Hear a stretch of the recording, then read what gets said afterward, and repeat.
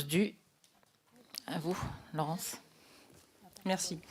Ce sont deux jeunes enfants de 7 ans assis côte à côte sur les bancs de l'école, j'allais dire l'église, mais non pas du tout, de l'école, et qui étudient en fait au moment précis pas la...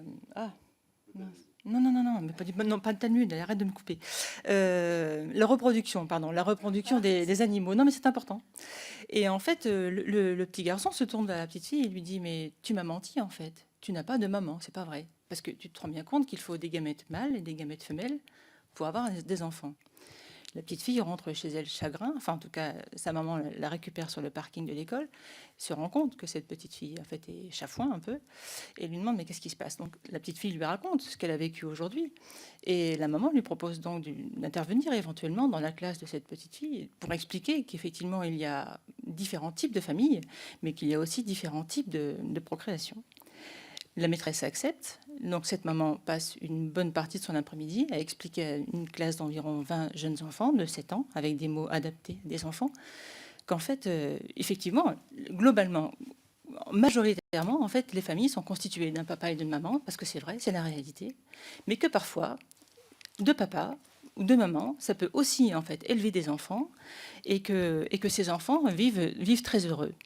Et en fait, cette maman s'appuie sur des livres pour appuyer son discours et explique aussi donc quels sont les types de procréation qu'on peut utiliser pour avoir des enfants, même quand on n'est pas un papa ou une maman. Et la journée se passe. Et au final, la petite fille quitte l'école le soir même et rejoint donc sa maman toujours sur ce même parking. Et lui dit et donc remercie sa maman en fait, lui dit: oh, maman, c'est vraiment très, très important ce que tu as fait aujourd'hui, parce que ça a permis finalement à mes camarades de classe et notamment à mon voisin de classe de comprendre qu'effectivement il y avait d'autres façons de voir les choses, d'autres façons de faire famille. Et ce petit garçon, en fait, mon camarade m'en a parlé et m'a remercié finalement. Il m'a dit: tu remercieras ta maman d'avoir passé quelques temps avec nous en fait pour nous expliquer en fait que la vie pouvait venir d'autres manières en fait.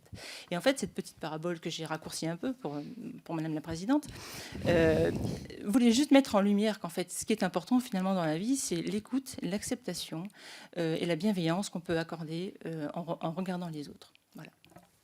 Merci.